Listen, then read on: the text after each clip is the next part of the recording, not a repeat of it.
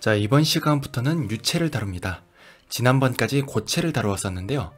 고체는 물리적 힘에 의해서만 움직이지 온도나 압력에 의해서는 크게 움직임이 없다라는 특징이 있었습니다. 하지만 이번 시간부터 다룰 유체는 온도와 압력, 밀도에 따라서 움직임이 존재합니다. 그리고 그 움직임에 따라서 지구로부터 받는 힘도 나타나게 되지요. 두 가지만 정의하고 가겠습니다.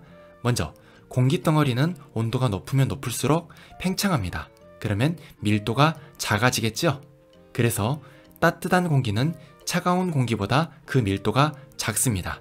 그래서 그 두 가지 공기가 만났을 때 밀도가 작은 따뜻한 공기가 차가운 공기 위로 올라가게 됩니다. 두 번째입니다. 공기는 움직이고 있습니다.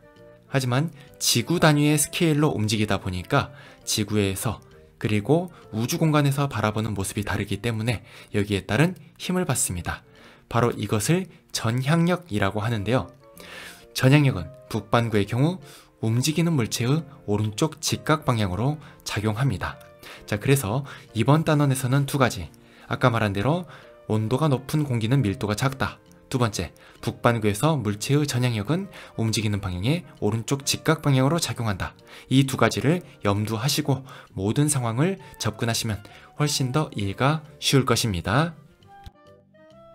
압력이라는 것은 단위 면적에 미치는 힘으로 표현이 됩니다. 그래서 힘을 면적으로 나눈 값을 압력이라고 하죠. 그 단위는 파스칼을 쓰며 SI식으로 나타내면 뉴턴 퍼 제곱미터라고 표현할 수 있습니다.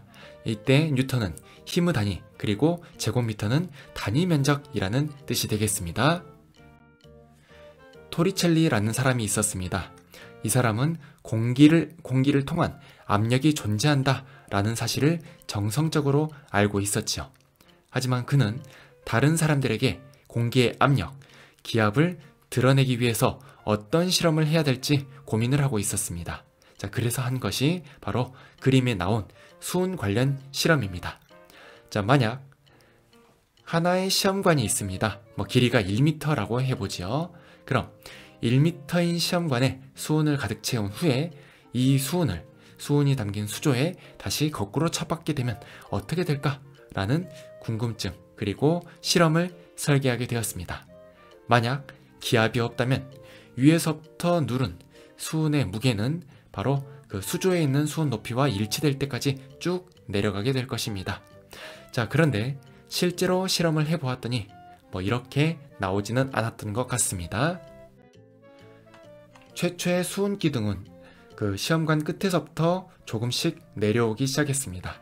자, 그런데 이게 무한정 내려오는 것이 아니라 몇 센티미터 정도 내려왔다가 멈추게 되지요. 그래서 이 시험관을 똑바로 세우는 것이 아니라 이렇게 기울여도 봤습니다. 그랬더니 수은의 경계면으로부터 높이가 76cm 되는 곳까지만 수은이 차 있게 된 것이었죠. 수은의 그 기둥의 각도와는 상관없이 말이죠. 자, 이것은 왜 이런 일이 일어났는지 궁금증을 자아내게 합니다. 그리고 이것을 이론적으로 설명해 내봤더니 어떻게 됐느냐? 바로 공기의 압력, 기압이 수은을 누르고 있기 때문에 수은 기둥이 쭉 내려와서 이 표면과 일치되는 높이까지 내려가는 것이 아니라 약간만 내려가서 이 수은 기둥이 76cm라는 높이를 유지하고 있다라고 설명을 하지요. 즉, 공기덩어리가 이렇게 수은의 판을 누르는 힘과 수은이 76cm 높이에서 누르는 힘이 서로 평형을 이루고 있다라고 해석할 수 있습니다. 즉, 수은 기둥이 76cm가 누르는 힘이 바로 공기의 압력, 기압이라고 해석을 할 수가 있었지요. 수은 기둥 76cm를 받치는 힘을 1기압이라고 해보겠습니다. 압력이라는 것은 옆에 나와 있는 식으로 표현이 됩니다. 밀도 곱하기 중력 가속도 곱하기 높이라는 식으로 표현이 되지요. 그런데 수은의 밀도는 1세제곱cm당 13.6g, 그리고 중력 가속도는 9.8m/s이고 수은 기둥의 높이 76cm를 대입해 보았습니다. 그랬더니 공기 기둥의 압력은 10만 1325N/제곱미터, 즉 10만 1325 파스칼. 이것을 헥토파스칼이라는 단위로 바꿔주게 되면 1013.25 헥토파스칼이라고 바뀌게 됩니다. 우리는 이것을 일기압이라고 정의합니다. 자, 그럼 토리첼리의 실험과 기압을 정리해 보겠습니다. 자, 교재 1번입니다. 압력은 단위 면적에 미치는 힘으로, 그 단위는 파스칼입니다. PA라고 쓰지요. 이때 P는 대문자입니다. 기압은 공기의 압력, 공기의 무게에 의해 나타납니다. 토리첼리의 실험에서 알 수 있듯이 우리는 일정한 공기 압력에 둘러싸여 있으며 평균적으로는 1013 헥토파스칼 정도입니다. 이때 헥토파스칼은 헥토파스칼이라고 읽으며 H는 100을 나타내는 헥타라는 말에서 왔습니다.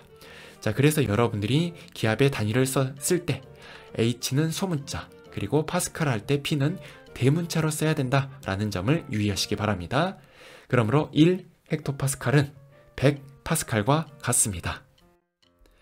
방금 말했듯이 기압이라는 것은 공기의 무게에 의해서 나타나는 압력입니다. 그리고 우리는 일기압을 1013 헥토파스칼으로 정리를 했지요.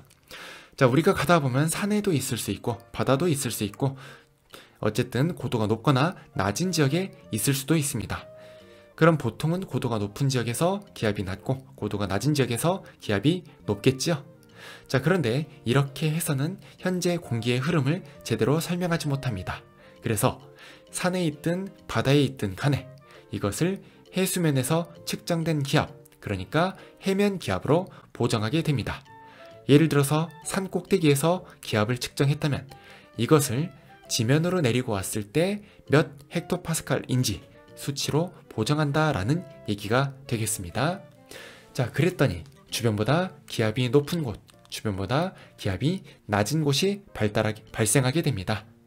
기압이 높은 곳을 고기압이라고 하며 기압이 낮은 곳을 저기압이라고 합니다. 이때 고기압과 저기압이라는 것은 특정 수치, 예를 들어 1013 헥토파스칼, 즉 1기압을 그 기준으로 삼지 않는다는 점에 주의하시기 바랍니다. 고기압은 주변보다 기압이 높은 곳입니다. 그래서 중심부에서 하강기류가 나타나지요. 그리고 하층에서 발산이 일어납니다. 그런데 지구는 자전하고 있습니다. 그리고 맨 첫 페이지에 말한 전향력이라는 힘을 받기 때문에 바람이 똑바로 불어나가지 못하고 휘어서 나가게 됩니다. 그래서 북반구에서는 바람이 시계 방향으로 불어나가게 되지요. 고기압 중심에서 아까 하강기류가 있었다라고 했었죠? 자, 그러면 여기에선 단열 압축이 있어 날씨가 맑다는 특성을 가지고 있습니다. 저기압은 주변보다 기압이 낮은 곳입니다. 그렇기 때문에 중심부에서 상승기류가 나타납니다. 그리고 하층, 지표면에서 수렴이 일어나지요. 상승기류가 나타나면서 단열 팽창이 일어나게 됩니다. 그러면 공기의 온도가 낮아지면서 수증기가 물로 응결되게 되는데요. 이때 구름이 만들어지고 비가 내릴 수 있습니다. 그래서 저기압에서는 날씨가 좋지 않습니다. 하층 수렴이 있다라고 했었는데요. 마찬가지로 저기압 중심으로 불어 들어가는 바람 역시 지구 자전의 영향을 받습니다. 즉 전향력이 작용하죠. 그래서 북반구에서는 바람이 반시계 방향으로 불어 들어가게 됩니다. 다음 페이지 그림들을 보면서 얘기해 보도록 하겠습니다. 자, 왼쪽에 저기압, 오른쪽에 고기압이 있습니다. 저기압에서는 지표에서 수렴이 일어나고 상승기류가 나타납니다. 그리고 그 상층에 구름이나 비가 만들어질 수 있습니다. 자, 고기압은 오른쪽에 있습니다. 하층에서 발산이 일어나는데 시계 방향으로 바람이 불어나갑니다. 그리고 고기압 중심에서는 하강기류가 존재하지요. 날씨는 맑습니다. 자, 여기도 마찬가지로 왼쪽에 고기압, 오른쪽에 저기압이 있습니다. 지표에서 고기압은 시계 방향으로 발산, 지표에서 저기압은 시계 반대 방향으로 수렴한다 라는 점을 눈여겨 보시기 바랍니다. 하강기류와 상승기류가 있는데요. 기류라는 말은 연직 방향, 그러니까 중력 방향으로 공기가 왔다 갔다 하는 흐름을 의미합니다. 만약 수평 방향으로의 공기의 흐름을 얘기하고자 한다. 이것을 이류라고 합니다. 그래서 이류에는 따뜻한 공기가 밀려오는 온난 이류, 반대로 찬 공기가 밀려 들어오는 한랭 이류가 있습니다. 정리하면 기류는 중력 방향으로 왔다 갔다, 그리고 이류는 수평 방향으로 왔다 갔다 라고 구분하시면 되겠습니다. 자, 여기도 왼쪽에 저기압, 오른쪽에 고기압이 있습니다. 자, 이 그림에서 여러분들이 지켜보셔야 될 것은 바람이 흐르는 방향입니다. 지표에서는 고기압에서 발산, 저기압에서 수렴이 일어나죠? 그럼 바람의 이동 방향은 고기압에서 저기압으로 흐릅니다. 자, 상층은 어떨까요? 상층 대륙권 계면이라고 하면은 저기압 지역의 기압이 높아지고 고기압 지역의 기압이 상대적으로 낮아집니다. 자, 그래서 상층부에서는 고기압에서 저기압, 이렇게 바람이 흐르게 됩니다.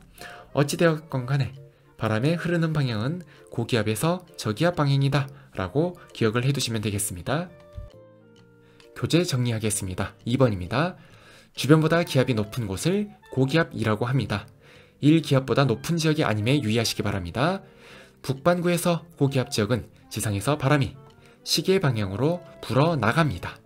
공기의 연직 방향 흐름을 기류라고 하는데 아까 말했던 중력 방향입니다. 고기압의 중심부에는 하강 기류가 우세합니다. 그래서 단열 압축에 의해 맑은 날씨가 나타납니다. 3번입니다. 주변보다 기압이 낮은 곳을 저기압이라고 합니다. 북반구에서 저기압 지역은 지상의 바람이 반시계 방향으로 불어 들어옵니다.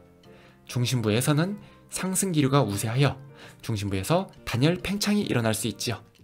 단열 팽창이 일어나면 공기덩어리의 온도가 내려가게 되는데요. 그러면 포화 수증기량이 줄어들게 되고 상대 습도가 늘어나서 흐리거나 비가 내릴 수 있습니다. 자, 중심부에서 상승 또는 하강 기류에 의해서 날씨의 변화 일어나는 과정, 여러분들이 연력학 1법칙을 배운 후라면 훨씬 수월하게 접근할 수 있을 것입니다. 아직 물리학을 배우지 않았기 때문에 상승 기류가 있을 때 흐리거나 비가 올 수 있다 정도로만 외워두시면 되겠습니다. 대륙이나 해양에 오래 머물면서 그 표면, 그러니까 육지의 성질과 해양의 성질과 굉장히 비슷해진 거대한 공기덩어리를 기단이라고 합니다. 보통은 500km 이상의 규모를 가지고 있죠. 기단은 그 발생 지역에 따라서 분류할 수가 있는데요. 온도에 따라 분류를 해보도록 하겠습니다. 자, 온도는 위도가 낮을수록 저위도일수록 온도가 높고 극지방으로 갈수록, 즉 고위도일수록 온도가 낮아집니다. 그래서 저위도에서부터는 적도기단, 열대기단, 한대기단, 극기단으로 분류를 할 수 있습니다. 자, 그리고 공기덩어리가 대륙 위에 위치하는지 바다 위에 위치하는지에 따라서 그 성질, 수증기의 양이 달라집니다. 육지에 있는 기단은 건조한 성질을 가지게 되어 대륙성 기단이라고 합니다. 그리고 바다 위에 있던 공기덩어리는 습윤한, 그러니까 습한 성질을 가지고 있습니다. 그래서 이를 해양성 기단이라고 얘기합니다. 우리나라를 기준으로 보게 되면 우리나라보다 북쪽에 있는 기단은 한랭한 성질을 가졌을 것입니다. 그리고 우리나라보다 남쪽에 있는 기단은 따뜻한 성질을 가졌겠죠. 자, 우리나라를 기준으로 서쪽에는 대륙이, 동쪽에는 바다가 있습니다. 그러면 서쪽에 있는 기단은 건조한 성질을 가지게 되고 동쪽에 있는 기단은 습한 성질을 가지게 됩니다. 자, 이렇게 해서 4가지 기단으로 분류할 수 있는데 각각 시베리아 기단, 오호츠크의 기단, 북태평양 기단, 양쯔강 기단이 그것입니다. 시베리아 기단은 우리나라 북쪽에 있고 대륙에 위치하고 있습니다. 그래서 한랭 건조한 성질을 띠고 있죠. 겨울철에 주로 영향을 미치는 기단이 되겠습니다. 오호츠크의 기단은 우리나라의 북쪽에 있습니다. 그리고 바다에 접하고 있죠. 이름에서 알 수 있듯이 말이죠. 그래서 한랭 다습한 성질을 가지고 있습니다. 우리나라의 초여름 그리고 초가을 정도에 영향을 미치는 월별로 따지자면 5월 또는 9월 정도에 영향을 미치는 기단이다 라고 할 수 있겠습니다. 자, 북태평양 기단은 우리나라의 남쪽에 있습니다. 그리고 바다에 위치하고 있죠. 그래서 고온 다습한 성질을 가지고 있습니다. 주로 여름철에 영향을 미치지요. 자, 마지막으로 양쯔강 기단은 우리나라의 남쪽 그리고 대륙에 위치하고 있습니다. 그래서 온난 건조한 성질을 가지고 있죠. 우리나라에는 봄과 가을철에 영향을 미치고 있습니다. 자, 4번입니다. 대륙이나 해양에 오래 머물러 지면과 물리적 성질, 그러니까 온도와 습도 같은 것들이 비슷해진 거대한 공기 덩어리를 기단이라고 합니다. 기단은 지름 500km 이상의 거대한 공기 덩어리이며 제자리에 머물기 때문에 고기압의 특성을 가지고 있습니다. 그래서 시베리아 기단이라고 부르는 것이 시베리아 고기압이라고 해도 그 의미는 크게 달라지진 않습니다. 기단은 발생 지역에 따라 분류하는데 위도에 따라 분류하면 온도가 낮은 극기단에서부터 온도가 높은 적도 기단까지 나뉩니다. 또한 수증기량에 따라 건조한 대륙성 기단과 습윤한 해양성 기단으로 분류합니다. 자, 5번입니다. 우리나라는 크게 4가지 기단의 영향을 받고 있습니다. 서쪽에는 건조한 대륙이, 동쪽에는 해양이 존재하는 지역으로 우리나라 북서쪽에 위치한 기단은 그 성질이 한랭 건조합니다. 발생 지역의 이름을 따서 시베리아 기단이라고 합니다. 북동쪽에 위치한 기단은 한랭 습윤합니다. 오호츠크의 기단이라고 합니다. 남동쪽에 위치한 기단은 고온 다습한 성질을 가지며 북태평양 기단이라고 합니다. 마지막으로 남서쪽에 위치한 기단은 고온 건조한 성질을 가지며 양쯔강 기단이라고 합니다. 여름철에는 남쪽에서부터 적도 기단의 영향을 종종 받기도 합니다. 우리나라에 영향을 미치는 4개 기단의 이름, 여러분들이 간단히 익혀두시기 바랍니다. 우리나라의 겨울철은 시베리아 기단의 영향을 받습니다. 자, 여러분들이 일기도상에서 봤을 때, 자, 여기 있는 고기압이 바로 시베리아 기단, 시베리아 고기압입니다. 자, 보시다시피 등압선 간격이 대단히 좁습니다. 자, 그 말인즉슨 바람이 강하다는 뜻이죠. 바람은 고기압에서 저기압으로 불었었죠. 그래서 이때 바람은 북서 계절풍이 이렇게 우리나라 주변으로 불어오게 됩니다. 찬 바람이 굉장히 세게 분다라는 얘기죠. 자, 그리고 일기도를 봤을 때 서쪽이 고기압, 동쪽이 저기압인 서고 동저형 기압 배치를 나타내고 있습니다. 봄과 가을엔 양쯔강 기단의 영향으로 이동성 고기압이 우리나라를 종종 통과합니다. 시베리아 기단, 오호츠크의 기단, 북태평양 기단을 정체성 고기압이라고 하는데요. 양쯔강 기단으로 만들어진 고기압은 이동성 고기압이라고 합니다. 이동성 고기압은 그 규모가 정체성 고기압보단 작습니다. 그래서 고기압이 통과하면 그 이후에 반드시 저기압이 통과하게 되지요. 그래서 봄과 가을에는 3일에서 4일 간격으로 굉장히 변덕스러운 날씨가 나타나게 됩니다. 또한 황하 유역이나 고비 사막에서 저기압의 상승 기류에 의해 모래먼지를 많이 포함한 공기가 편서풍을 타고 우리나라로 오는 경우들이 있는데요. 바로 이때 많은 모래를 가지고 오는 현상, 바로 이것을 황사현상이라고 합니다. 또한 봄, 3월 말 정도에서 4월 초에는 한 번씩 시베리아 기단이 굉장히 강해지는 때가 생깁니다. 이때를 꽃샘추위라고 하지요. 자, 그리고 가을철에는 양쯔강 기단의 영향을 받고 일교차가 크고 맑고 선선한 날씨가 나타나게 됩니다. 바로 건조한 기단이기 때문입니다. 자, 그림은 봄철, 가을철 일기도인데요. 자, 여러분들이 보시다시피 고기압 뒤에 저기압이 따라오는 형태가 나타나게 됩니다. 자, 오른쪽의 그림에서도 마찬가지죠. 자, 여기 그림을 보면은 고기압이 있고 저기압이 그 뒤에 위쪽과 아래쪽에 따라오는 형태라고 보실 수 있겠습니다. 자, 왼쪽 일기도에서 자, 노란색으로 표시가 된 부분들이 있는데 바로 이것이 황사입니다. 그래서 일기도를 보고 봄철과 가을철이구나 이것들을 파악하시면 좋습니다. 하지만 봄철과 가을철은 일기도 문제가 거의 나오진 않습니다. 자, 5월달 정도 되면 오호츠크의 기단이 우리나라에 영향을 미치는데요. 오호츠크의 기단은 차갑고 습윤한 기단이라고 했습니다. 이 기단이 우리나라에 이렇게 접근하게 되면 동해안 지역으로 들어오게 됩니다. 남한의 동해안에는 태백산맥이 있죠.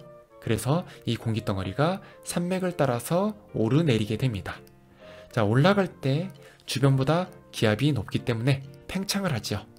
그러면서 온도가 낮아지고 구름을 만들게 됩니다. 비가 내릴 수도 있죠. 그러면 이 공기덩어리 안에 들어있는 수증기 또는 물의 양은 줄어들게 됩니다. 이렇게 줄어든 상태에서 산을 넘고 내려오게 되면서 단열 압축이 일어나지요. 그러면 훨씬 더 건조한 공기가 산을 넘은 지역, 바로 영서 지역에 다다르게 됩니다. 바로 이러한 현상을 가리켜 높새바람이라고 하며 팬 현상의 일부입니다. 높새바람이 나타나게 되면 영동 지역은 냉해를 입을 수가 있지만 영서 지방은 가뭄에 피해를 입을 수 있는 소위 양극화 현상이 나타날 수 있습니다. 6월 말에서 7월 중순까지는 우리나라에 많은 비가 내리게 됩니다. 이것은 해양성 기단인 오호츠케 기단 그리고 해양성 기단인 북태평양 기단이 서로 확장하면서 우리나라에 함께 영향을 미치기 때문이죠. 습윤한 공기와 습윤한 공기가 만났습니다. 그리고 그 둘의 온도가 다릅니다. 그러면 다음 시간에 배우겠지만 전선이라는 것을 만들게 됩니다. 그리고 전선의 주변에서는 날씨가 좋지 않고 많은 비가 내릴 수가 있습니다. 자, 만약 이 전선, 여기에서 장마전선이라고 나타나 있는데요. 이것이 우리나라 주변에 위치하게 된다면 우리나라에 많은 비를 내리게 됩니다. 바로 이때가 6월 말에서 7월 중순 또는 9월 초 정도라고 보시면 되겠습니다. 장마가 끝나면 북태평양 기단의 영향을 본격적으로 받습니다. 고온다습한 기단이죠. 그래서 이 공기덩어리가 우리나라에 오게 되면 남동 계절풍이 불게 되고 본격적인 더위가 시작됩니다. 다습한 공기이기 때문에 습도가 높아 높은 불쾌지수를 일으키기도 하고 저녁이 되어도 온도가 떨어지지 않아 최저기온이 25도 이상인 날, 그러니까 열대야가 나타나기도 합니다. 북태평양 기단이 남쪽에 있기 때문에 남고북저형 기압 배치가 나타나지요. 그리고 가끔 적도 기단에서 발생한 태풍이 만들어져서 우리나라 쪽으로 북상하게 됩니다. 특히 태풍은 여름이 끝날 무렵, 가을이 시작될 무렵, 시기적으로 보면 8월 말에서 9월 초 정도에 한반도에 접근하게 됩니다. 그러면서 강한 바람, 집중호우를 동반할 수가 있는 것이지요. 자, 여름철 일기도입니다.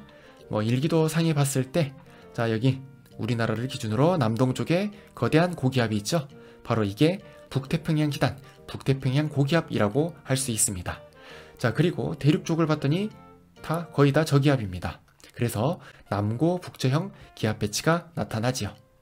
자, 그 다음에 TD라고 되어 있는데 TD 이것이 바로 성장해서 태풍이 만들어지게 됩니다. 그래서 태풍까지 적도 지방에서 만들어지는 전형적인 여름철 일기도라고 보시면 되겠습니다. 자, 여기에서도 여름철 일기도입니다. 자, 우리나라 기준으로 남동쪽에 이렇게 북태평양 고기압이 있고 북쪽에 저기압이 위치하는 것을 볼 수 있습니다. 자, 그러니까 일기도 문제가 나왔을 때 겨울철인지 여름철인지를 물을 수 있는데 겨울철이라면 대륙 쪽에 고기압이 있습니다. 그리고 등압선 간격이 대단히 좁습니다. 반면 여름철 일기도라면 우리나라 남동쪽에 고기압이 있죠. 그리고 대륙 쪽에 저기압이 있습니다. 만약 확실하게 구분을 하고자 출제를 했다면 남쪽에서부터 태풍이라는 기호가 보일 것입니다. 자, 이렇게 겨울철과 여름철, 일기도를 구분하고 각각의 특징을 비교해 보시면 되겠습니다. 자, 여기도 보겠습니다. 가장 왼쪽이 봄과 가을철 일기도입니다. 양쯔강 고기압은 그 세력이 비교적 작다라고 했었죠. 그래서 뒤에 저기압을 동반합니다. 자, 이러한 고기압을 가리켜 이동성 고기압이라고 하며 정체성 고기압인 시베리아 고기압과는 그 궤를 달리하고 있습니다. 자, 여름철 일기도는 남쪽에 북태평양 고기압이 있죠. 얘도 정체성 고기압입니다. 그리고 대륙 쪽에 저기압이 나타납니다. 겨울철 일기도는 반대입니다. 자, 북서쪽에 시베리아 고기압이 존재합니다. 자, 그래서 대륙 쪽에 이렇게 있지요. 그리고 서쪽에 저기압이 나타나죠. 그 다음에 등압선 간격은 다른 계절과 비교해 봤을 때 대단히 좁은 것을 알 수 있습니다. 그래서 우리나라에는 굉장히 강한 바람이 이렇게 북서쪽에서 불게 되는 것이죠. 자, 이것은 우리나라 주변 기단과 날씨, 1년 동안 어떠한 기단의 영향을 받는지, 어떤 이벤트가 있는지를 정리해 놓은 그림입니다. 자, 플레이 버튼을 누르고 멈춘 후에 쭉 정독하신 후 페이지를 넘어가시길 부탁드리겠습니다. 자, 내용 정리하겠습니다. 6번입니다. 겨울철에는 시베리아 기단의 영향을 많이 받습니다. 그래서 차고 건조한 북서 계절풍이 붑니다. 사만사온의 날씨가 나타나고 서쪽에 고기압이 있는 서고 동저형의 기압 배치가 나타납니다. 등압선 간격이 좁아 공기덩어리에 경사가 급하여 바람이 강하게 부는 계절입니다. 봄과 가을철에는 양쯔강 기단 영향으로 이동성 고기압과 저기압이 통과합니다. 그래서 일주일 간격의 변덕스러운 날씨가 반복됩니다. 특히 봄철에는 황하 유역이나 고비 사막에서 편서풍을 타고 우리나라로 이동하는 먼지 덩어리인 황사 현상이 자주 나타납니다. 봄에서 여름으로 넘어가는 계절이 되면 북동쪽의 해양성 기단인 오호츠크의 기단이 우리나라에 영향을 미칩니다.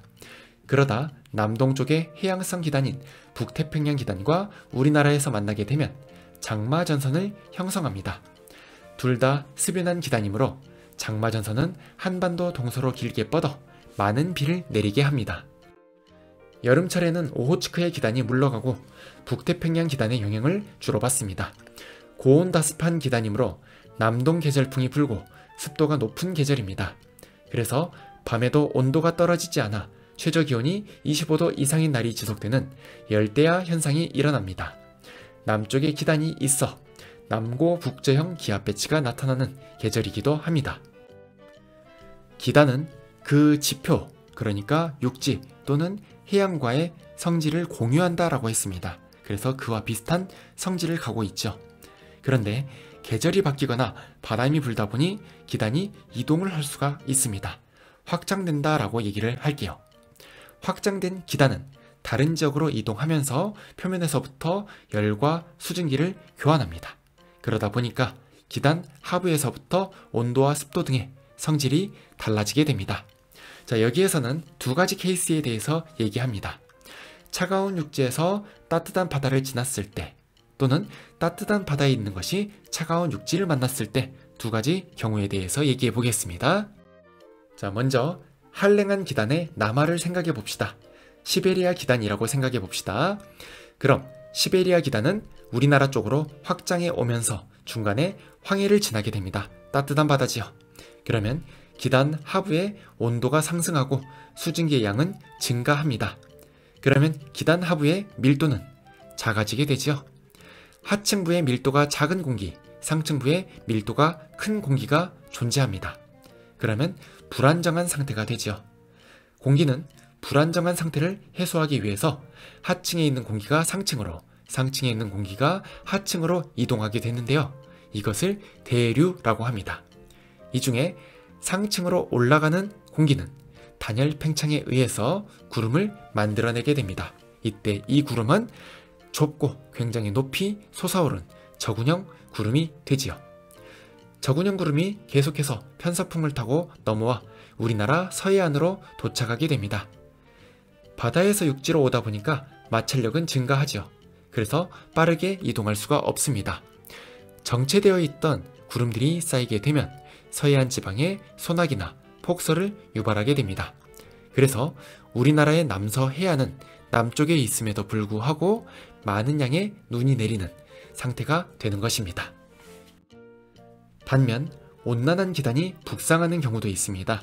북태평양 기단이라고 해볼게요. 자, 이것은 올라오면서 차갑고 건조한 육지를 지나게 됩니다. 그러면 기단 하층부부터 냉각이 이루어지죠. 하층부의 온도가 낮고 상층부의 온도가 높습니다. 그러면 이 기단은 안정한 상태가 됩니다. 안정하다라는 것은 공기의 이동, 연직 방향의 이동이 거의 없다는 얘기죠. 자, 지면이 차갑다 보니까 이 지역에 응결이 일어날 수 있습니다. 그래서 안정하지만 굉장히 넓은 지역에 안개가 생기거나 층운 형태의 구름이 만들어질 수 있습니다. 자, 기단의 변질에 대해서 나오는 대부분의 문제는 시베리아 기단의 남하에서 출제가 됩니다. 아마 여러분들이 2학년 수업 과정으로 듣고 있다면 시베리아 기단의 남하만으로 충분히 학습이 될 것이며, 수능을 준비한다면 이렇게 온난한 기단이 북상하면서 일어나는 변화까지도 알고 계셔야 되겠습니다. 자, 내용 정리하겠습니다. 7번입니다. 기단은 발원지에서부터 이동하며 지표면의 성질을 닮아갑니다. 그래서 기단 하층부부터 본래의 성질을 잃게 되지요. 예를 들어 시베리아 기단이 확장하여 황해를 지나게 되면 기단 아래쪽의 온도는 상승하고 습도는 높아집니다. 그러면 하층부의 밀도가 작아져 공기덩어리는 불안정해집니다. 불안정한 대기는 대류가 일어나며 저군형 구름을 생성합니다. 이것이 육지로 접근하면 마찰력이 증가하여 이동이 어려워지고 정체된 구름이 우리나라의 서해안에 많은 눈을 내리게 합니다. 자, 문제 보겠습니다. 그림 가와나는 우리나라 일부 지역에 폭설주의보가 발령된 어느 날 21시의 지상일기도와 위성 영상을 나타낸 것입니다. 자, 왼쪽의 그림을 봤더니 고기압이 서쪽, 저기압이 동쪽에 위치합니다. 서고 동조형의 기압 배치지요. 그리고 등압선 간격이 좁은 형태입니다. 그러면 가를 봤을 때 이것은 겨울철 일기도라고 해석을 하시면 되겠습니다. 자, 우리나라 일부 지역에 폭설주의보가 발령되었는데요. 바로 남서 해안 쪽에 나타났죠. 자, 남서 해안 쪽에 폭설이 일어나는 과정 방금 전에 했습니다. 바로 시베리아 기단의 변질로 얘기를 해봤었습니다. 자, 보기 보겠습니다. 기억, 동풍계열의 바람이 우세하였다. 자, 겨울철입니다. 겨울철에는 북서 계절풍이 주로 불지요. 자, 니은, 기억에서 상승기류가 발달하였다. 상승기류가 발달하여 저군형 구름이 만들어집니다. 자, 그래서 21시 위성 영상에서 하얗게 나옵니다. 21시라는 것은 이것이 적외 영상이라는 것을 의미하며 적외 영상에서 하얗게 나왔다라는 것은 상층부의 고도가 높다는 것을 말합니다. 자, 위성 영상에 대한 자세한 내용은 다음에 한번 설명하겠습니다. 자, 니은, 기억에서 상승기류가 발달하였다. 자, 맞습니다. 저군형 구름입니다. 디귿, 폭설이 내릴 가능성은 서해안보다 동해안이 높다. 자, 동해안 봅시다. 여기 뭐 구름이 없이 깨끗합니다. 그래서 서해안의 가능성이 더 높습니다. 답은 2번입니다. 다음 시간에는 저기압에 대해서 자세하게 살펴보도록 하겠습니다. 저기압 중에서도 온대 저기압을 먼저 다루고 그 이후에 열대 저기압, 그 중에서도 태풍에 대해서 언급해 보도록 하겠습니다. 긴 시간 동안 들어주시느라 대단히 수고 많으셨습니다. 감사합니다.